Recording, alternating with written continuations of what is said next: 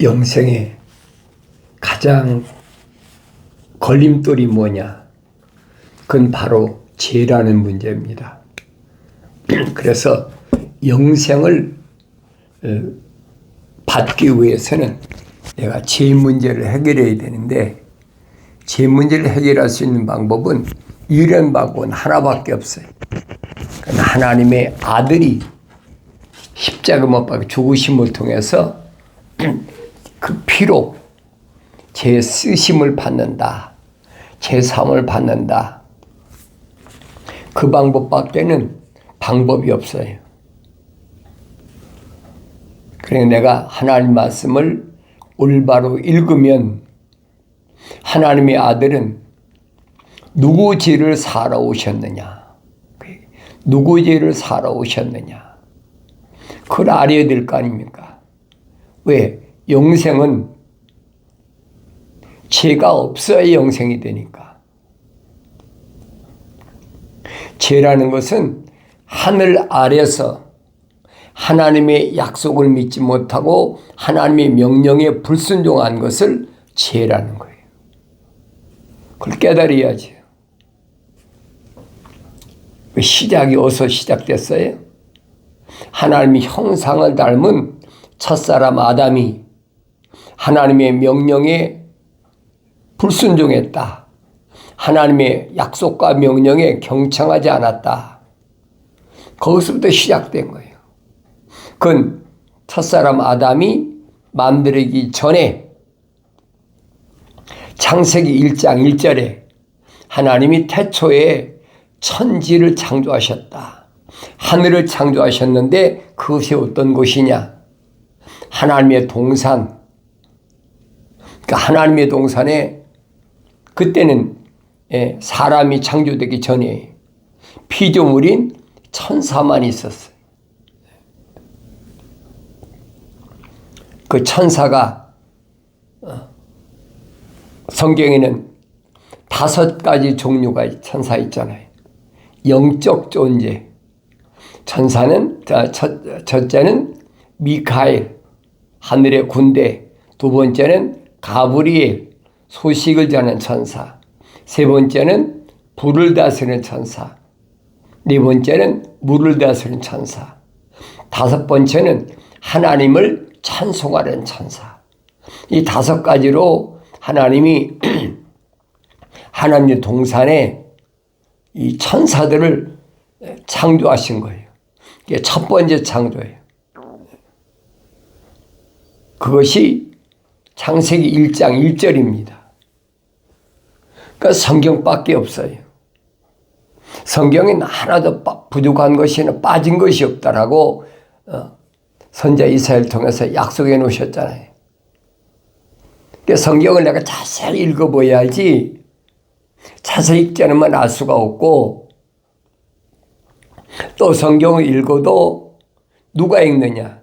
하나님의 거룩한 사랑의 생명호흡이 들어간 사람이 읽어야 깨닫게 된다. 성령 받아야 완성돼서 알게 된다는 거예요. 그전에는 알 수가 없어요. 성경 안 읽나요? 얼마나 많이 가지고 다닙니까? 읽기도 하고 필서도 하고. 그런다고 하늘 아래 피조물이 깨닫는 건 아니라는 거예요. 하나님의 아들이 2000년 전에 여러분과 나하고 똑같은 인간의 모습을 입고 오셔서 밝혀주셨잖아요. 이건 여러분 하늘 아래 어떤 종교의 학설이 아니에요. 순수한 하나님의 말씀이 선포된 거예요. 그래서 하나님 말씀은, 거룩한 책은, 성경은 거룩한 하나님의 사랑의 호흡이 들어간 자들을 위해서 하나님께서 선지자들을 통해서 시대마다 전부 다 기록해 놨어요. 언제 끝났느냐? 2000년 전에. 사도 요한의 마지막이잖아요. 요한의 계시받은, 그래서 요한계시록을 그랬습니다. 예수 그리스도에 관한 계시라.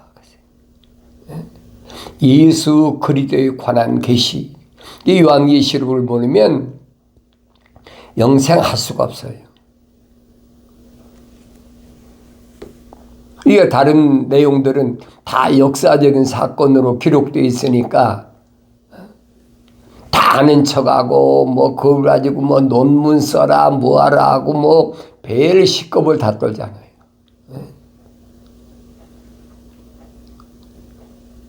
요한계시록은 예수 그리스도에 관한 계시이기 때문에 성령 받기 전에는 알 수가 없어요.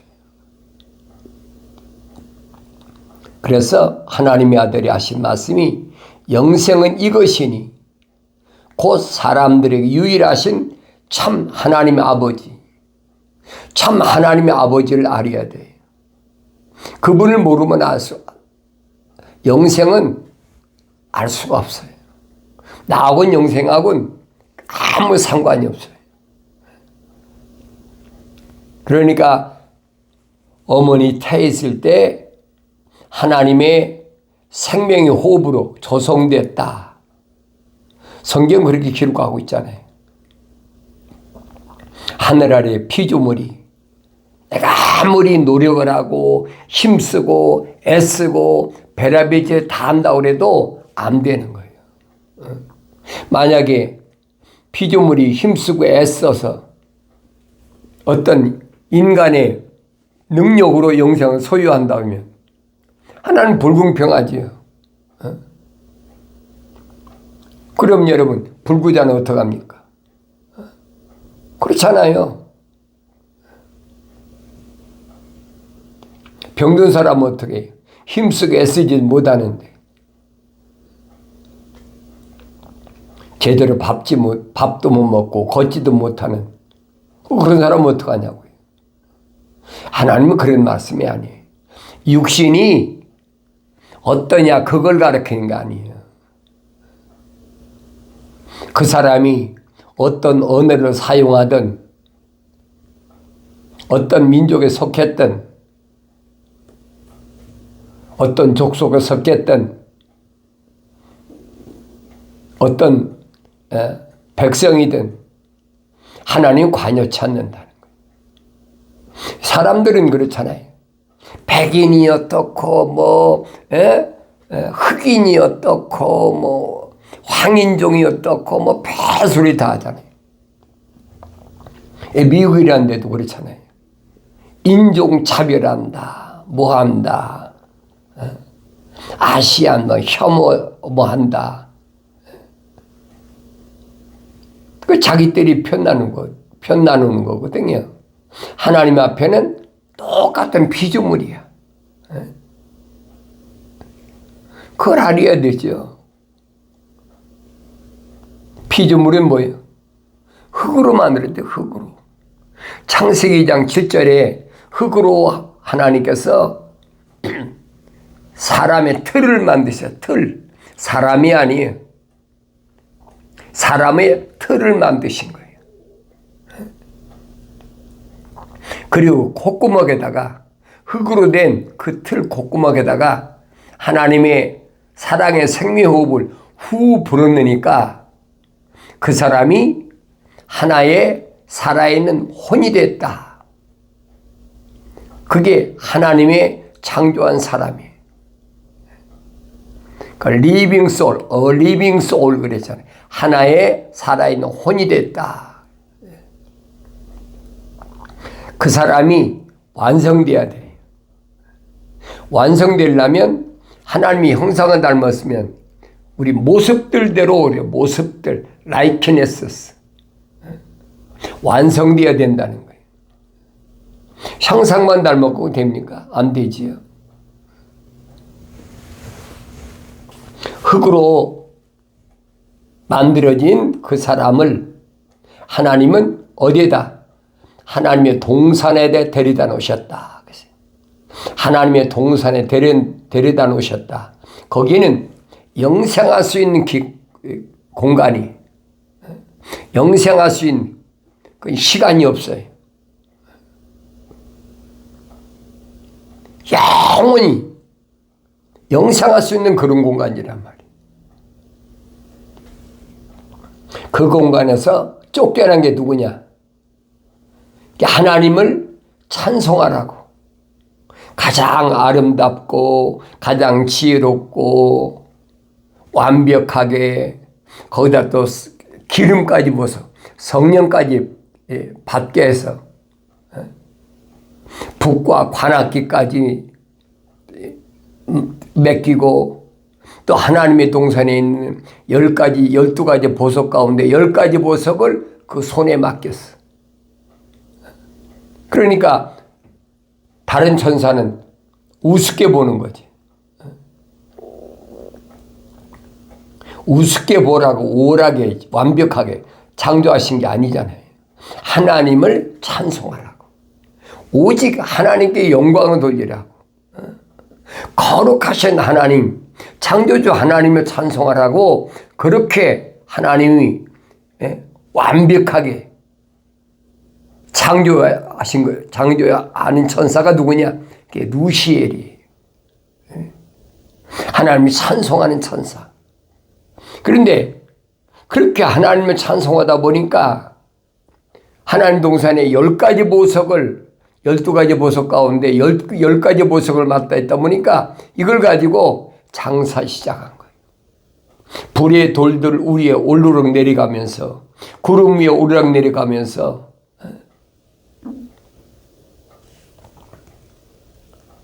다른 천사들을 우습게 보는 거지. 우습게 보이니까 똑같은 천사인데 뭐라고 생각해? 내가 뭇별들 위에 올라서서 하나님처럼 돼보겠다. 야망이야. 욕망이 불타버린 거예요. 내가 하나님처럼 돼보겠다. 그런 마음을 먹었는데 하나님 그거 모르시겠어요? 우주 만물을 창조하신 하나님이 모르시겠냐고요. 다 알고 계시죠. 그러니까 이 루시엘을 더럽게 여겼다. 하나님 동산에 쫓아내버린 거예요. 하나님 동산에 쫓겨나니까 어떻게 해요? 성령이 떠나버리신 거지. 그러니까 루시엘이 엘이 떨어져 버리고 루시퍼가 되어버린 거예요. 이사야 선지자가 이사야 14장에서 그러잖아요. 루시퍼에게 뭐라고 그럽니까? 야, 너는 사람이지, 다시 말해 피조물이지 하나님이 아니야. 착각하지 마라. 네 그 마음 먹은 것이 얼마나 더러운지.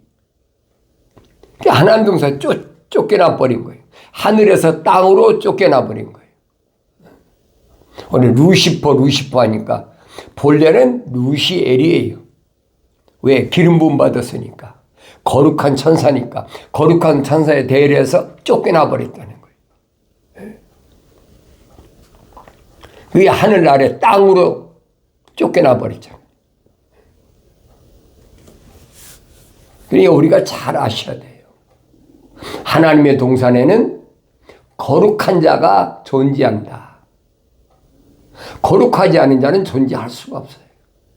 그러니까 흙으로 사람을 빚으시고 그 콧구멍에다가 하나님께서 하나님의 거룩한 사랑의 생명호흡을 후 불어넣었단 말이에요.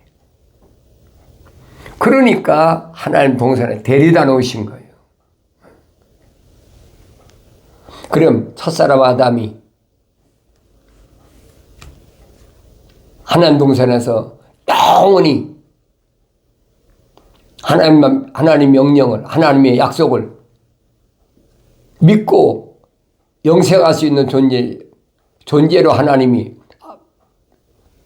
언제까지 있을 걸 하나님 모르셨겠어요? 아셔요, 하나님.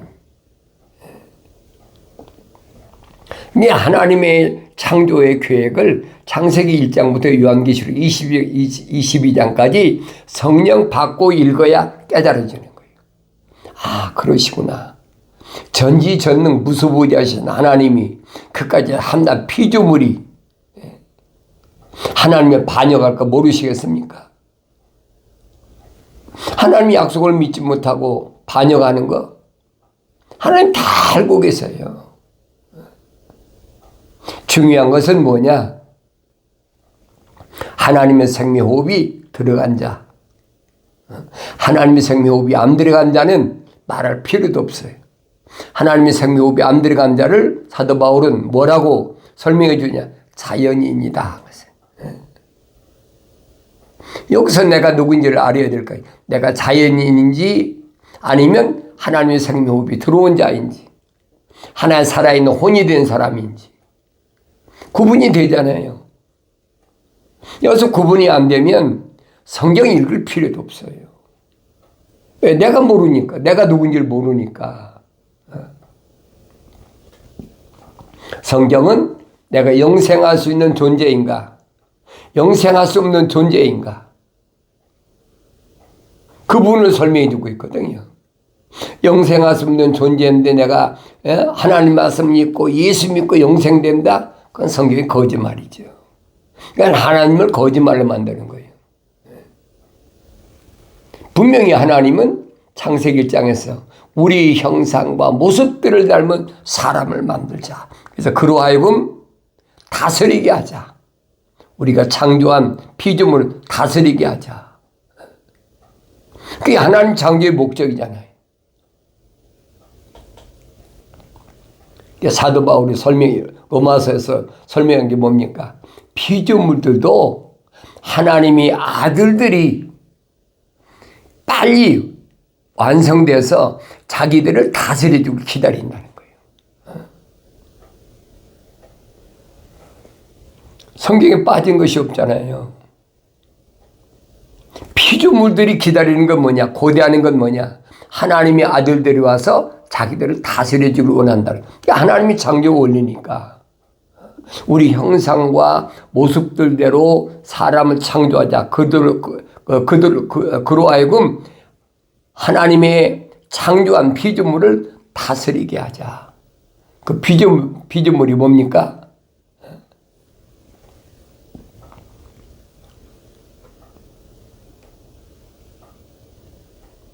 공중의 새, 땅 위의 짐승, 기어다니는 것, 물에 있는 물고기, 이게 피조물이잖아요. 하나님께서 땅과 물에게 명령하셨다네. 그 명령하실 때 누가 같이 있었어요? 하나님의 아들이 같이 있었다라고 잠언서 8장에 기록되어 있잖아요. 그러니까 이런 부분을 내가 올바로 알아야 내가 누구인가 정체를, 내 나라는 정체를 아는 거예요. 아무리 성경을 많이 읽고 필사하고 배일저기를 다 해도 알 수가 없어요.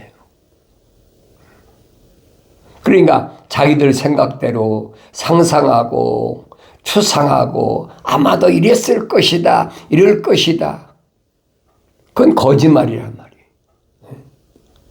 성경은 빠짐없이 정확히 기록되어 있잖아요. 그러니까 하나님 말씀은 성령이 가르치시는 거지 피조물이 가르치는 게 아니에요.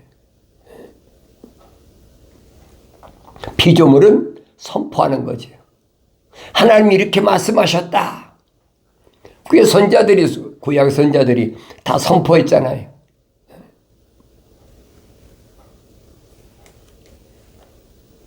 설득시켜서. 그건 기독교가 아니에요. 하나님의 거룩한 사랑의 생명호흡이 들어간 사람은 말씀 듣고 깨닫는 거지. 아, 그렇구나. 벌써 그런 사람은 하나님의 거룩한 사랑의 생명호흡이 들어온 사람이.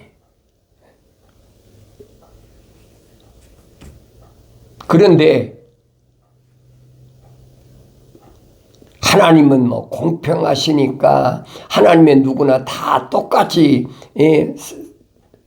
인정하시니까 하나님께 열심히 기도하면 열심히 내가 노력하면 뭔가를 열심히 갖다 바치면 그렇다고 하나님이 자기 책에 생명책 기록해 놓습니까?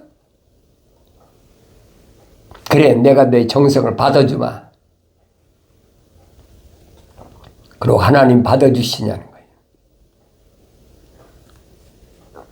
그 성경을 교묘하게 하나님의 아들이 보니까 불쌍한 과부가 자기 생활비를 다 두렵든 갖다 드리니까 하나님한테 칭찬하셨다. 부자는 금돈을 갖다 쩔그렁하고 사람들이 보는 데서 들으라고 그렇게 했는데 과부는 불쌍한 두렵던 한 입을 갖다 가만히 갖다 드렸다. 그게 무슨 말인가 알아야지요. 부자는 아무리 큰 돈을 갖다 드려도 하나님은 상관없는 사람이야. 불쌍한 과부는 그 안에 하나님의 생명이 들어갔으니까 아무리 적은 것 갖다 드려도 하나님 받으시는 거예요. 하늘 아래서 무슨 금은 보화를 드리고 그런다고 해서 하나님 받으시는 게 아니란 말이에요. 그런데 성경에 기록된 것을 그런 식으로 포장한다고 할까요? 각색해 가지고 사람의 지식은 그렇잖아요. 되게 철학을 공부한 사람들이 교묘하게 말장난하고 있잖아요. 사람들을 미혹하려고. 사도 바울이 정면으로 반박하고 있잖아요. 철학? 육신으로 세상에 나온 사람이 철학 빼놓고 뭘 공부합니까? 어려서부터 인문학을 공부하잖아요. 인문학하고 이공계하고 두 개밖에 더 있습니까? 철학과 과학밖에 더 있습니까? 그런데 사도 바울이 신랄하게 비판하잖아요. 자기도 어려서부터 청년 때까지 그 속에서 자랐는데 철학이라는 거 헛된 속임수야. 노략질 하려고 만든 루시퍼가 만든 함정이야.